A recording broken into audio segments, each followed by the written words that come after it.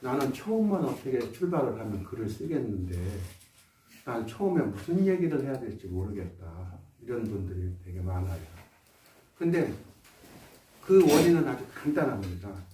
왜 그러냐면 끝을 정하지 않았기 때문에. 글 제일 끝에 가서 뭘로 마무리해야 되겠다라고 정하지 않았기 때문에 처음을 어떻게 출발해야 할지 모르는 거예요. 선생님, 내일 모레 연휴인데 어디 갈지 정하셨어요? 글쎄요, 뭐 나가봐야죠. 어디 가실 거예요? 글쎄, 발길 닿는 대로 가봐야죠. 뭐 어디 차 있으면 차 가지고 가시죠? 그럴까도 생각해보고. 아, 요즘 KTX에 뭐 관광상품으로 잘 나오는 거 있다는데 그거 타고 가시면 어때요? 그걸 타고 어딜 가야 돼? 그러니까 목적지를 정하지 않으니까 걸어가야 할지 기차를 타고 가야 할지 그렇지 않으면 버스를 타야 할지를 모르는 거예요. 그러니까 내가 문 열고 나가봐야지 뭐 이렇게 되는 거죠. 그래서 글을 첫마디를 시작하지 못하는 사람은 끝을 정하지 않았기 때문에 그래요. 끝을 정하시면 됩니다. 됐죠? 원고 청탁 받으셨어요? 만약에 원고 청탁을 받았는데 여성신문사예요. 요즘 여성에 대한 이야기를 쓰려고 합니다. 그렇지 않으면 무슨 신문사, 잡지사에서 이런 주제로 써주세요. 이렇게 주제를 정하기도 하지만 아유 요즘 어떻게 사세요? 사는 얘기 좀 한번 좀 해주세요. 해갖고 옛날에는 샘터라는 잡지가 있었죠. 그냥 사람 사는 이야기 써주세요. 그러면은 그거 그냥 사람 사는 얘기라고 해서 나 오늘 아침에 대해서 쌀을 한 바가지를 넣고 물을 손을 담가서 잔잔하게 해서 취사를 눌렀더니 30분에 밥이 됐다. 사람 사는 얘기예요. 재미없잖아요. 그러니까 정할 거예요. 아, 무슨 얘기를 했을까? 무슨 얘기를 했을까? 그저께 그냥 그 할아버지 참 재밌었는데 그 할아버지 얘기 써야 되겠다. 이게 이제 정해야 되잖아요. 그러니까 그 할아버지가 나랑 이웃에서 하루 이틀 살았어요. 괴팍한 짓을 했을 수도 있고 재미난 일을 했을 수도 있고 그 다음에 굉장히 감탄할 만한 일을 했을 수도 있을 거예요. 그 할아버지의 이야기 중에 어떤 걸 써야지라고 잡아야 돼요. 그죠? 만약에 잡지 않으면 어떻게 될까요? 잡지 않으면 내용이 이상해. 그렇죠. 할아버지가 한날은 이랬다 한날은 저랬다 해서 그래서 읽는 사람은 그래도 어쩌다는 거야 이 할아버지가 이렇게 되는 거죠. 근데 하나를 내가 잘 써서 보냈더니 그 잡지사에서 연락 왔어요. 어우 재미있는데요 그 할아버지 얘기 시리즈로 쓸 수 없어요? 그래서 할아버지 얘기 10개쯤 쓰세요. 그러면 어떻게 되겠어요? 그래야 할아버지를 전체를 다 쓰는 게 아니라 할아버지의 이야기를 잘게 쪼개가지고 하나씩 풀어야 10개를 쓸 거 아닙니까? 그렇지 않아요? 그래서 옛날에 혹시 애국조회 할 때 교장 선생님이 애국조회 할 때 너무너무 지루했죠. 왜요? 어쩌다가 글을 쓰니까 평상시 하고 싶은 얘기를 다 메모해놨다가 첫째 부지런해야 합니다. 쭉 얘기하다가 둘째 셋째 해갖고 얘기를 해요. 근데 그 교장 선생님이요 매일 애국조회를 한다고 해보세요. 하루에 하나만 얘기할 거예요. 그죠? 그래서 수많은 선택지가 있을 때 내 글에는 하나만 담는데 그걸 우리가 선택지 중에서 하나만 선택해갖고 집중한다. 선택과 집중입니다. 그래서 하나만 이야기를 해야 해요. 근데 그 하나를 뭘로 할 것이냐를 딱 정해야 한다는 거예요. 어떤 주제로 쓸까요? 그냥 좋은 얘기 쓸까요? 그래, 나이 먹으나 젊은 사람이나 뭐 더불어 사는 것이 아름답다. 이렇게 써야 되겠다. 그 할아버지가 뭐 어쩌고 했는데 그래, 더불어 사는 것은 아름답다. 이런 방향으로 글을 써야지. 그러면요, 글 한 편을 전체를 통해서 내가 궁극적으로 말하고자 하는 것은 뭐예요? 더불어 살아야 한다. 그게 이제 우리가 흔히 얘기하는 주제가 되는 거죠. 글을 다 읽고 나서 궁극적으로 네가 말하고자 하는 게 뭐야 할 때 딱 한 줄로 정리할 수 있는 거. 더불어 살아야 한다. 그러면은 방향이 정해졌어요.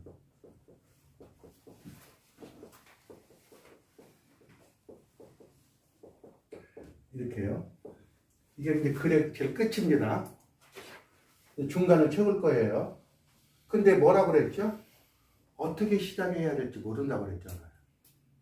그럼 어떻게 시작하는지 이제 보이죠? 이 글을 왜 썼어요? 글을 쓰게 된 동기? 요즘 어때요? 이기주의. 네?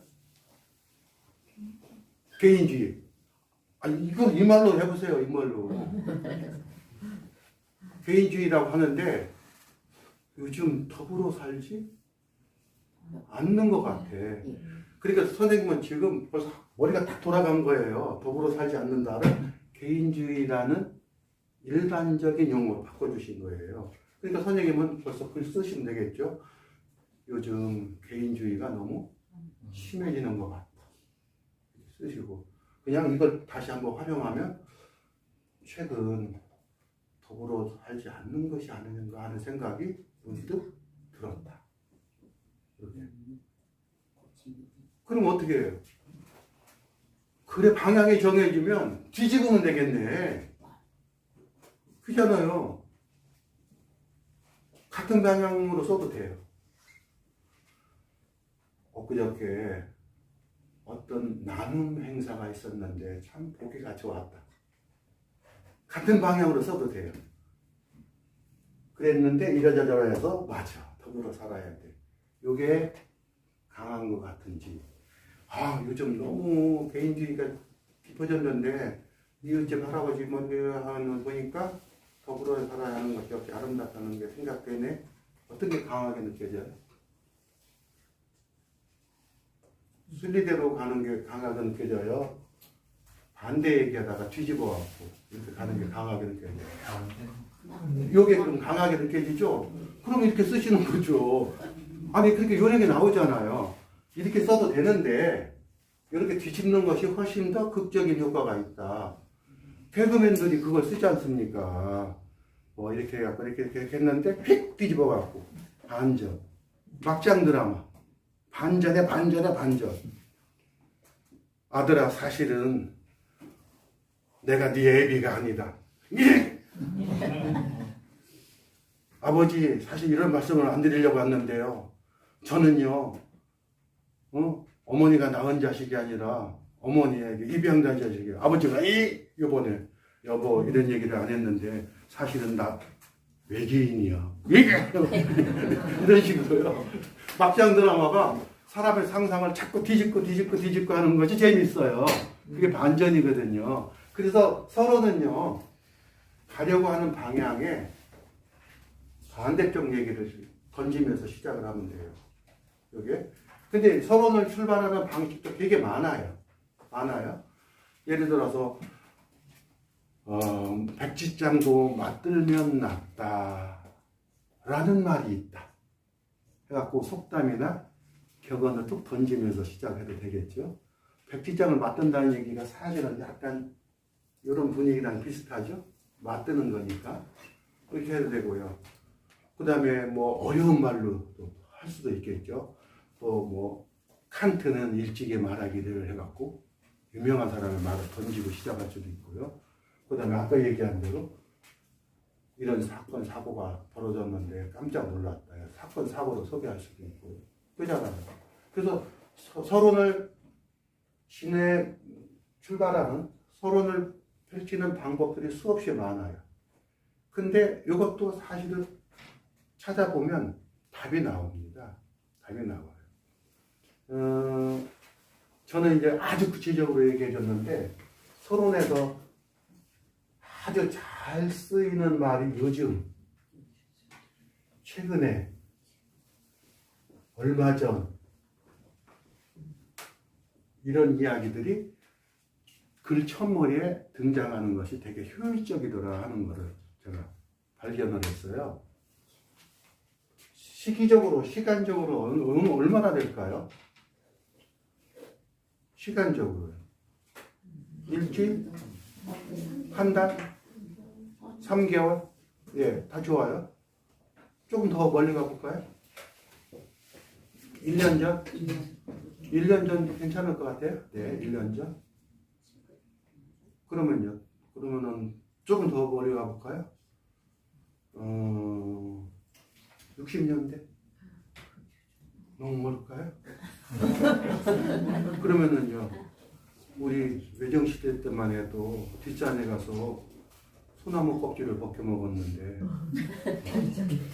너무 멀어요? 봐요, 느끼잖아요.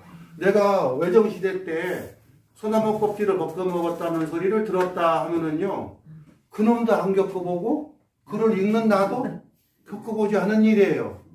나도 듣긴 들었는데, 소나무 껍질을 왜 벗겨 먹지? 라면 끓여 먹지. 이해 안 되는 거예요. 그래서 여기에 서론에 써야 하는 시간은 읽는 사람이나 쓰는 사람이나 서로 공감할 수 있는 시간대가 좋아요. 가장 효과가 좋습니다. 그래서 아까 60년대도 멀다. 왜냐하면 60년생이 아닌 사람이 읽기에는 부담스럽죠. 그래서 3년 전도 괜찮고 5년 전도 괜찮아요. 왜냐하면 글을 읽는 사람이 적어도 5살을 넘었을 테니까. 그래서 요 서론에 던지는 시간은 글을 읽는 사람이나 글을 쓰는 사람이 서로 공감할 수 있는 시간대가 효과가 좋다는 거예요. 그러면은요, 더 또 자극적인 건 뭐가 있을까요? 아까 제가 칸트는 키에르 케고르는 칸트가 그런 얘기를 했대? 그렇구나. 야, 너는 아는 것만 해도 좋겠다. 야. 괜히 기분 나빠요. 심지어는 있잖아요. 옛날에 어느 대학교에서 제발 서론에다가 칸트 쓰지 말라고 하는 대학도 있었어요. 왜 그럴까요? 잘났척이죠. 좀 어려운 말로 현악이라고 그래. 너 모르지? 나 이런 거 알아. 그래서 칸트가 그런 얘기를 했는지 안 했는지도 모르겠고, 또 그 말을 설령 했다고 해도 그런 뜻인지 아닌지도 사실은 모르는 거예요. 그래서 유명한 사람의 말을 전달하는 방식이 설득력이 적죠. 예를 들어서 만약에 뭐 누가 그런 얘기를 했다. 그러면 그거 그 사람 얘기지. 요즘 사람들 얼마나 자의식이 강해요. 그래서 누구 유명한 사람 말을 던지기가 출발은 효과가 적을 수도 있다는 거예요. 잘 생각을 해보시면 답이 나오는 거예요. 그래서 던진다. 어떻게 시작할 것이냐. 그러면 이런 거는 어떨까요? 사자성어 같아. 사자성어. 입신양명, 읍참마속. 우리가 일상생활 하면서 그런 말을 쓸 예가 있을까요? 없죠. 네, 없어요. 그러면 던지는데 요즘 사람들이 알아들을 수 있는 말로 호기심을 끌어낼 수 있는 말로 던지야 되겠구나. 이렇게밖에 생각이 안 되는 거죠. 그죠? 이런 건 어떨까요? 만약에 던지는데 아까 읍참마속이라고 했는데 무슨 소리인지도 모르시죠? 네. 마속이라는 그 제갈 문명의 유명한 아주 사랑하는 부하가 있었는데요. 말을 안 들어가지고요. 가장 사랑하는 부하를 죽였어. 울면서 사랑하는 부하지만 내 말을 안 들었으니 죽인다. 이런 게 읍참마속이에요. 그래서 개를 위해서 소를 희생해야 된다는 말도 있고요. 내가 가장 사랑하는 놈도 죽였는데 내가 누구를 못 죽여 해가지고요. 사실은 무서운 말이기도 해요. 저 사람이 이제는 뭔 짓을 못하겠어. 이런 말 써도 돼요. 그런 말인데 모르는 사람들이 대부분인데 바밀란짱이라는 말이 있다. 무슨 소리인지 아세요? 모르잖아요. 왜냐하면요. 고스톱 치는 사람이 무슨 하트 용어예요. 하트 용어인데 딱 고스톱 안 치는 사람이면 모른단 말이죠. 그리고 그런 소리를 왜 하지? 이렇게 되는 거죠. 요즘 이런 말이 있던데 참. 낄 때 끼고 예, 빠질 때 빠지고. 이런 말은 아시겠어요? 네. 낄 때 끼고 빠질 때 빠져라. 예, 아무데나 불쑥불쑥 끼어들지 말고 적당히 처신하라는 뜻이거든요. 그러면요, 이왕이면 아까 얘기한 읍참마속 이런 거보다는요, 최근에 젊은이들 용어 중에 낄끼빠빠라는 말이 있다. 그래서 이런 말은 이렇게 하면요, 이거는 좀 상대방의 호기심을 훅 불러들이면서 출발할 수 있는 넉자 말이 되는 거 아닙니까? 그죠? 그래서 가만히 생각해 보면 내가 지금 하는 짓이 상대방의 호기심을 불러오겠다, 혹은 충분히 상대방을 내 글을 읽고 싶은 생각이 들게 하겠다라는 생각이 가능한 거예요. 이해가 되시죠? 그래서 정리를 해볼게요. 첫머리만 어떻게 시작하면 되겠는데 하는 사람들은 끝을 못 정했다는 거고, 끝을 정하는 순간 끝을 뒤집으면, 바로 가지 말고 뒤집으면 훨씬 효과적으로 가는데, 뒤집 때 이제 한 가지만 더 말씀드린다면, 어떤 말을 던지면서 시작할 것이냐, 인용할 것이냐, 이런 것들이 많은데, 이런 단어로 미루어 보아서 읽는 사람과 쓰는 사람이 공감할 수 있는 사건, 사고가 제가 보건대는요, 가장 효율적인 첫머리 글쓰기 방식이에요. 세상에서 제일 재밌는 게 뭐라고 하죠? 쌍구경, 불구경, 뭐 이런 것들이라고 해요. 그러니까 사람들이 뉴스를 많이 보는 이유는 어떤 일이 벌어졌을까? 내가 이렇게 일상생활하는 상황에 다른 데서 무슨 일이 벌어졌을까? 그 사건, 사고가 되게 관심이 많아요. 내 사는 삶보다는 옆집의 부부가 사는 그 삶이 되게 궁금해 하잖아요. 그래서 첫머리의 가장 효율적인 글쓰기 방식은 공감할 수 있는 사건, 사고를 툭 던지면서 시작하는 것이 가장 소금 글쓰기 방식으로 쉬운 방식이라 하는 겁니다.